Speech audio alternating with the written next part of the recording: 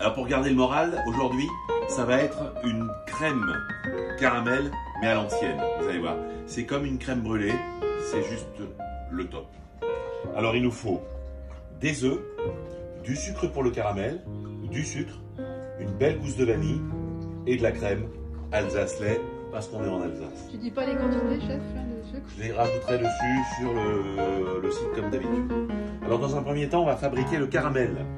Alors très simple, on allume sa plaque, on met à peu près 200 g de sucre, un tout petit peu d'eau, et on va obtenir très rapidement le caramel. Voilà. Alors là, il faut toucher le moins possible. Ça va aller très très vite. On peut faire un caramel à sec, mais là en l'occurrence on a mis une petite goutte d'eau. Je vais en même temps préparer mon petit récipient qui va nous servir pour la crème caramel. Et vous allez voir, ça va aller très vite.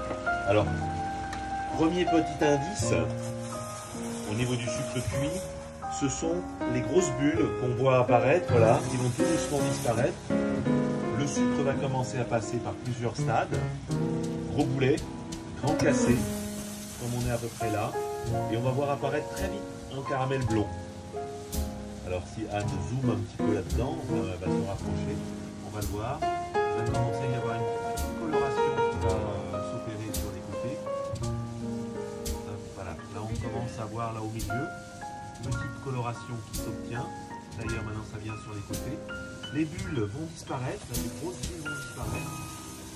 Donc c'est vraiment, là on est en temps réel. Hein. Donc là il faut faire attention parce que à un moment donné, voilà, ça va aller très vite.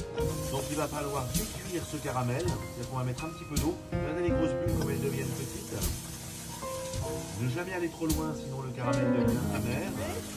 Ah non, là on est au caramel déjà. Donc là je vais couper. Je vais homogénéiser tout ça. Je prépare un tout petit peu d'eau parce que je vais décuire mon caramel. Et là regardez. Les bulles disparaissent carrément.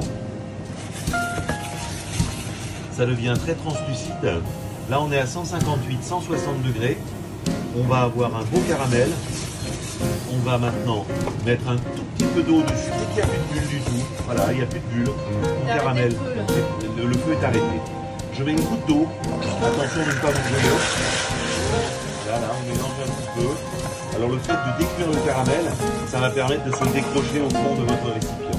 Et là maintenant, on va chemiser le fond du moule avec notre caramel. Voilà. Pas grave, ce qui reste, on met un petit peu d'eau dedans, on va mettre à cuire et ça va se décrocher sans aucun problème du fond du récipient. Là on a chemisé notre moule, on va le laisser prendre un petit peu. Le fait d'avoir mis de l'eau un tout petit peu va vous permettre de décrocher le caramel au fond sans attendre 2 jours de frigo pour votre crème caramel.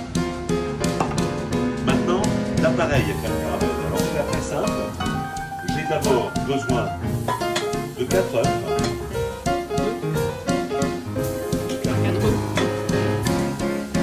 Et on va rajouter 4 jaunes d'œufs. Donc c'est un peu riche. En même temps, il faut que ça tienne. Hein. On va quand même partir sur 75 centilitres de liquide. Donc là, je vais clarifier les 4 jaunes rapidement. Voilà. Les blancs, bien sûr, vous pouvez les garder précieusement pour faire une mousse au chocolat, pour faire une autre préparation. Hein.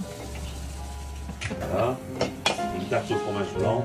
Attention, là, il y en a un qui s'est cassé, mais c'est pas grave. Voilà. Et on va faire notre dernier. Voilà.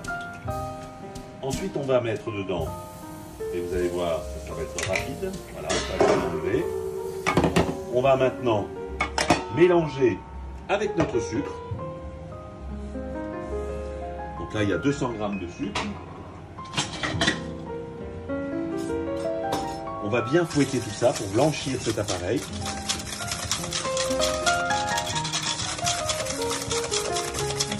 Blanchir, ça veut dire que c'est bien blanc. Voilà, on passe du jaune à quelque chose de bien blanc. Et on va ajouter maintenant, alors surtout pas de la vanilline hein, ni quoi que ce soit, ou alors ne mettez rien. Mais si vous avez la chance d'avoir une vraie gousse de vanille, je sais que dans les temps qui courent ça devient compliqué à trouver.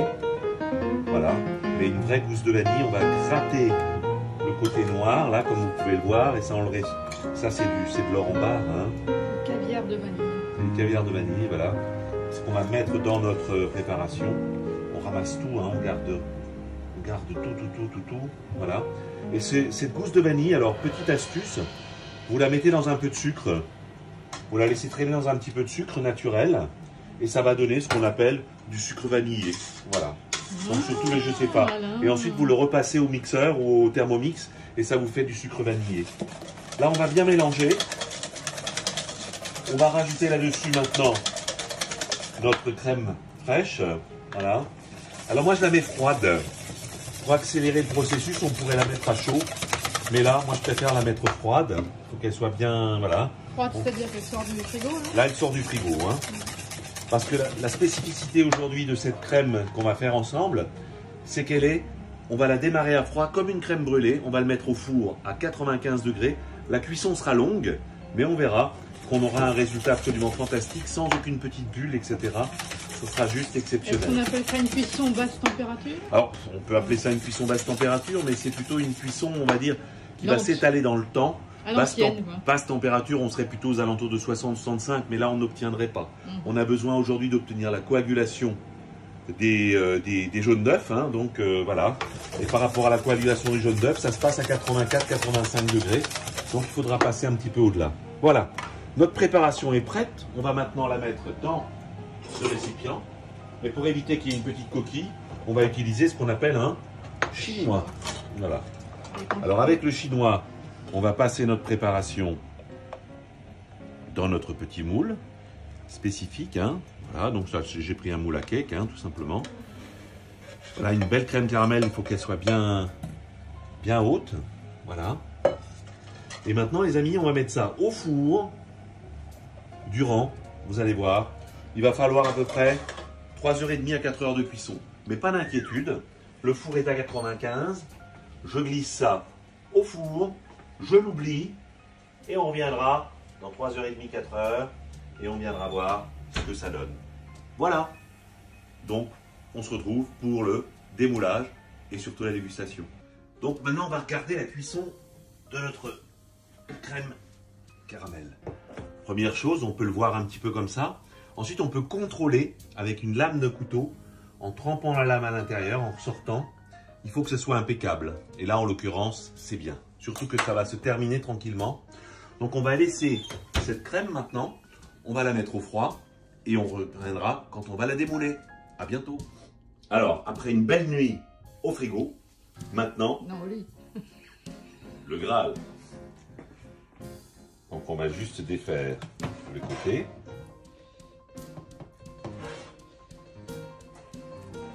Le caramel, normalement, ce sera...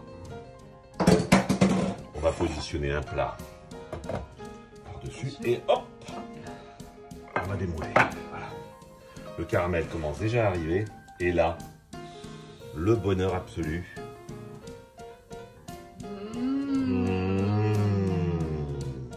Voilà. Ben, c'est nous, hein. Voilà. Donc c'est, comme je vous l'avais indiqué, c'est une crème caramel comme une crème prise. Donc c'est vrai qu'on a remplacé le lait par la crème. C'est un peu plus riche. Mais alors, pendant cette période de confinement, c'est juste le top. Portez-vous bien, restez chez vous et amusez-vous.